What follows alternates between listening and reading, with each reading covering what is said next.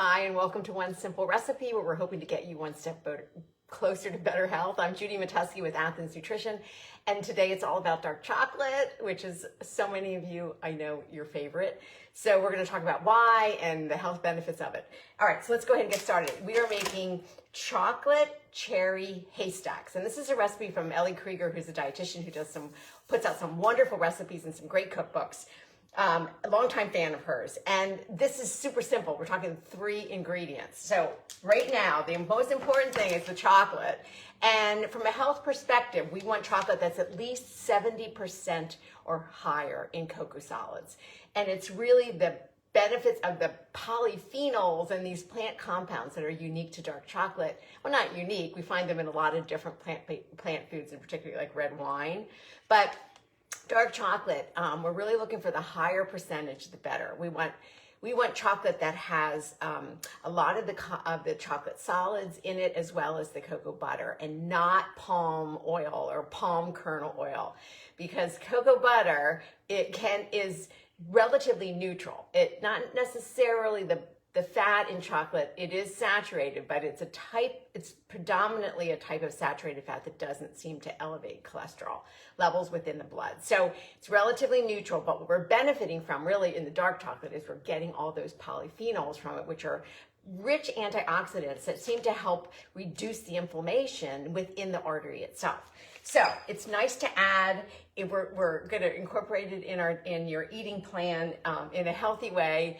Not always, like a lot of things, more isn't always better. So it's really the doses kind of in the doses of the amount that we're eating. And that's about a 1 ounce serving, which is like, this is a Trader Joe's Belgian chocolate, and it's about 2 of the squares. And that's really like a serving. And I think that's, when you're eating dark chocolate, because it is so rich and it is so chocolatey, it's a lot harder to overeat dark chocolate than it would be to eat like a milk chocolate.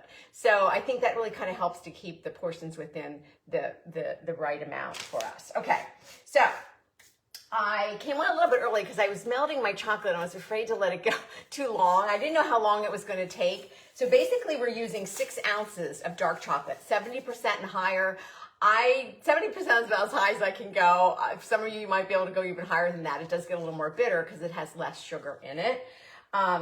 So I'm using the 70% this is just a bar I picked up from Trader Joe's, and I broke it into squares and I melted it. Ideally, if you chop up the dark chocolate, the finer you have it chopped up, the faster it's going to melt when you're over your stove. I didn't feel like chopping it up, so I just put those big blocks in, so I wasn't sure how long it was going to take, but it only took about 2 minutes or 3 minutes.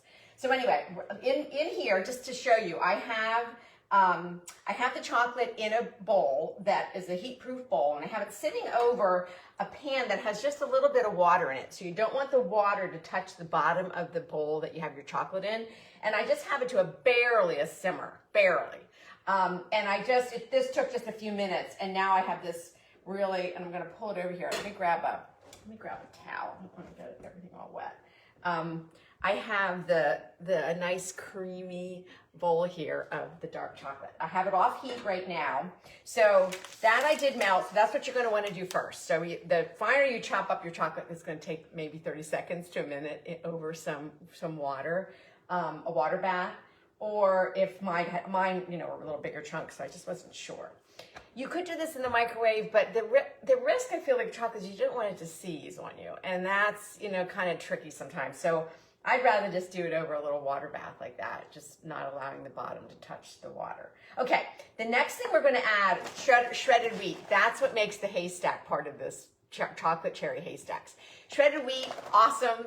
It's such an old-fashioned cereal, but you can still get it. These are just the little bite-sized shredded wheats. It's basically just 100% whole wheat and a little vitamin E for preservative. That's it. They're just, these are little bite-sized. There's no sugar added to them.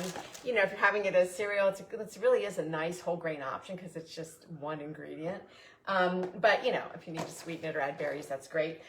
So anyway, you can still buy these. You can buy them in the big bricks, or you can buy them in these little, kind of bite-sized pieces. I got those instead. And then you're just going to put them in a bowl and just break them up. So, you don't have to be super fine about it, but, because you do want some pieces in there, but pretty fine. You're just kind of breaking those up. And then we're going to take these and we're just adding, this is about a cup the shredded wheat into the 6 ounces of the chocolate.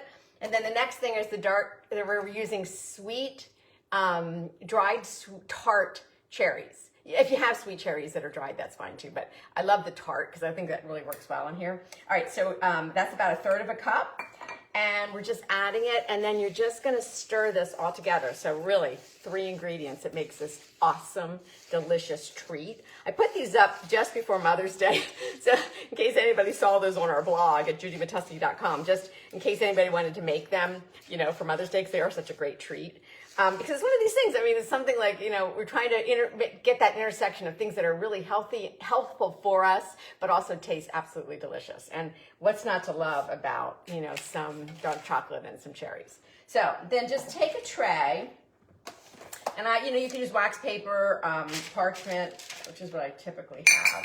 Let me just move some things that I have. And then you're just gonna take about a tablespoonful of the mixture of the shredded wheat, dried cherries, and the dark chocolate, about a tablespoon, and then you're just going to put these on your tray.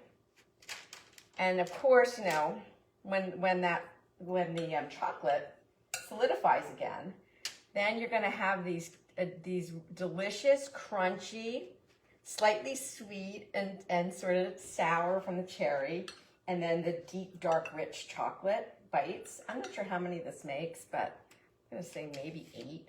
So you could double this recipe if you wanted to. If you want to speed things along, you could pop these in the refrigerator for maybe 15 minutes or so, and that will you know that'll just solidify the chocolate a little bit more quickly. Or just leave them at room temperature, and eventually they will get harder. You can store these. I would just store these at room temperature. I'd put them in a container with a lid, and then just let them sit at room temperature. So I made 6. Yeah, I probably have enough to make. I have enough to probably make 2 more. So it makes about 8 little kind of heaping tablespoons, I'd say. And so here are the chocolate cherry haystacks. And a recipe that was originally from Ellie Krieger. I make this frequently. I just think it's just such a great treat to have around for holidays or when you're having someone over. Oh, the last step, this is optional if you'd like to. You can just take some flaky salt, like Malden salt, and just give it a little sprinkle on top. I like that. Just a little bit of the little salt crunch that, you know, salt enhances the sweetness of things and also brings out the flavor of chocolate. That's optional, you don't have to, but if you happen to have some, you could even do a little kosher salt on there, but I think the flaky salt's kind of nice to have because it gives you that little bit of crunch. All right, here's to some heart healthy eating with some more antioxidant rich foods that you can continue to stock in that healthy 2025 pantry that we've been trying to build up over the last several months. So enjoy. Let me know if you try them. Reach out to athensnutrition.com if you have any questions. We're here for you, and we will see you not next week, but in 2 weeks. All right, I'll be back again with another antioxidant-rich recipe. Stay well.